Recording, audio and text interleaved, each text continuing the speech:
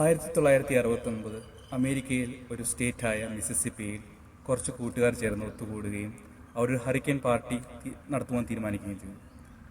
കാരണം അവിടെ ഒരു കമീൽ എന്ന പേരുള്ള കൊടുങ്കാറ്റ് അടിക്കാൻ സാധ്യത ഉണ്ടായിരുന്നുകൊണ്ടാണ് അവരിങ്ങനെ ഒരു പാർട്ടി അറേഞ്ച് ചെയ്തത്. അപ്പോൾ ആ വഴി ഒരു പോലീസുകാരൻ വന്ന് ഇവരോട് പറഞ്ഞു, നിങ്ങൾ എത്രയും വേഗം ഇവിടുന്ന് പോകുക, ഇത് ഭയങ്കര അപകടകരമായ സ്ഥലമാണ്, ഈ കാറ്റടിച്ചു കഴിഞ്ഞാൽ രക്ഷപ്പെടാൻ സാധ്യത വളരെ കുറവാണ്. പക്ഷേ അവർ അദ്ദേഹത്തിൻ്റെ വാക്കുകൾ പുച്ഛിത്തള്ളുകയും അദ്ദേഹം അവിടെ നിന്ന് വിഷമത്തോടെ പോവുകയും ചെയ്തു. രാത്രി 10 മണിയായപ്പോൾ ഈ കൊടുങ്കാറ്റ് അവരുടെ ഹോട്ടലിലേക്ക് ആഞ്ഞടിക്കുകയും ആ ഹോട്ടൽ നിലംപതിക്കുകയും 20 പേർ മരണമടയുകയും ചെയ്തു. ഈശോയിൽ എത്രയും സ്നേഹിക്കപ്പെടുന്ന പ്രിയപ്പെട്ടവരെ, ധനാകാലത്തിൻ്റെ 2ാമത്തെ ആഴ്ചയിൽ നാം പ്രവേശിക്കുമ്പോൾ ഇന്ന് നമ്മുടെ ധ്യാനവിചിന്തനത്തിനായി നൽകിയിരിക്കുക വിശുദ്ധ യോഹന്നാൻ ശ്ലീഹയുടെ സുവിശേഷം 8-ാം അധ്യായം 21 മുതലുള്ള വചനങ്ങളാണ്. ഇവിടെ പറഞ്ഞു വയ്ക്കുക, ഈശോ ഫരിസേയരെയും യഹൂദരെയും നോക്കി അവർ കുറ്റപ്പെടുത്തുകയാണ്. നിങ്ങൾ എന്നിൽ വിശ്വസിക്കുന്നില്ലെങ്കിൽ നിങ്ങൾക്ക് രക്ഷയുണ്ടാവുകയില്ല, നിങ്ങൾ നിങ്ങളുടെ പാപത്തിൽ മരിക്കുമെന്ന് പറയുന്നു. ധനാകാലം എടുത്തു പറയുക ഈശോയെ ദൈവം വെളിപ്പെടുത്തുന്നതാണ്. ഈശോ ആരാകുന്നു എന്ന് ദൈവം വെളിപ്പെടുത്തുന്ന ഭാഗമാണ് ധനാകാലത്ത് പറയുക. അതുപോലെ തന്നെ വിശുദ്ധ യോഹന്നാൻ ശ്ലീഹയുടെ സുവിശേഷത്തിൽ ഉടനീളം പറഞ്ഞു വയ്ക്കുക ഈശോ ദൈവപുത്രനാണെന്ന്. അതുകൊണ്ടാണ് ഈ രംഗങ്ങളൊക്കെ ഇവിടെ അറേഞ്ച് ചെയ്തിരിക്കുക. എന്തുകൊണ്ട് ഈശോ ഇങ്ങനെ പറയുന്നു? ഈശോയെ രക്ഷകനായി കാണുവാൻ വേണ്ടിയിട്ട്. കാരണം ഉടനീളം ഈശോ പറയുന്നുണ്ട്, ഞാനാണ് രക്ഷ, ഞാനാണ് പാത, ഞാനാണ് ഇടയൻ, ഞാനാണ് നിങ്ങളുടെ വാതിൽ, എന്നിലൂടെ പ്രവേശിച്ചു കഴിഞ്ഞാൽ നിങ്ങൾക്ക് രക്ഷ ലഭിക്കും.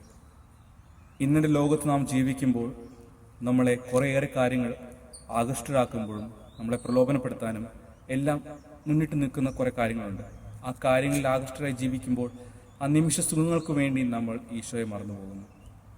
അല്പസമയ സന്തോഷത്തിന് വേണ്ടി നമ്മൾ ഈശോയെ മറന്നുപോകുന്നു.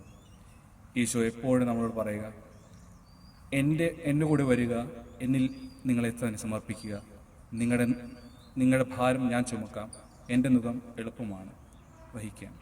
പ്രിയപ്പെട്ടവരെ, ഈശോ ഇത്രയൊക്കെ പറഞ്ഞിട്ടും നാം എപ്പോഴും ചിന്തിക്കുക, അല്പ ദുഃഖങ്ങളും അല്പ ബുദ്ധിമുട്ടുകളും ഉണ്ടാകുമ്പോൾ ഈശോയെ മറന്ന് ഈ ചെറിയ സുഖങ്ങൾക്ക് പിന്നാലെ പോകുന്ന ഒരു ലോകം.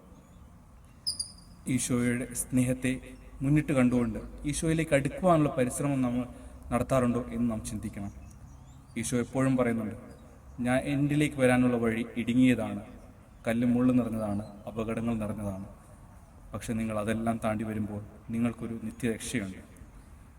പ്രിയപ്പെട്ടവരെ, ആ രക്ഷയിലേക്ക് എത്തുവാനുള്ള വിളിയാണ് നമ്മുടെ മാത്രമല്ല, നമ്മൾ കണ്ടുമുട്ടുന്നവരിലും ആ ഒരു രക്ഷയിലേക്ക് നയിക്കുവാൻ നമുക്ക് സാധിക്കണം. അത് സാധിക്കാത്തപ്പോഴൊക്കെ നമ്മൾ ഒരു യഥാർത്ഥ ക്രിസ്ത്യാനിയായി ജീവിക്കാൻ സാധിക്കാറില്ല. അതിനുവേണ്ടി നമുക്ക് പരിശ്രമിക്കാം. നല്ലൊരു ക്രൈസ്തവ ജീവിതം നയിക്കണമെങ്കിൽ ഈശോയിലേക്ക് നമ്മൾ അടുക്കണം, മറ്റുള്ളവരെ നമ്മൾ അടുപ്പിക്കണം. ആ ഒരു ലക്ഷ്യം നമുക്കുണ്ടാകണം. ക്രിസ്തുവിനെക്കുറിച്ച് മനോഹരമായ ഒരു ഒരു ഭാഗം ഞാൻ വായിക്കുകയുണ്ടായി. അത് പ്രകാരമാണ്, Jesus is like a computer. ഭയങ്കര ആകർഷ്ടമായിട്ട് തോന്നിയതുകൊണ്ട് ഞാൻ പിന്നീട് അതിൻ്റെ താഴെയുള്ളതും വായിച്ചു. Jesus is like a computer because he enters in to our life, he scans our problems, he edits our tensions, he downloads solutions, he deletes our worries, he saves us. ഒരു computer ചെയ്യുന്ന എല്ലാ പ്രവൃത്തികളും enter ചെയ്യുക, scan ചെയ്യുക, edit ചെയ്യുക, download ചെയ്യുക, delete ചെയ്യുക, save ചെയ്യുക.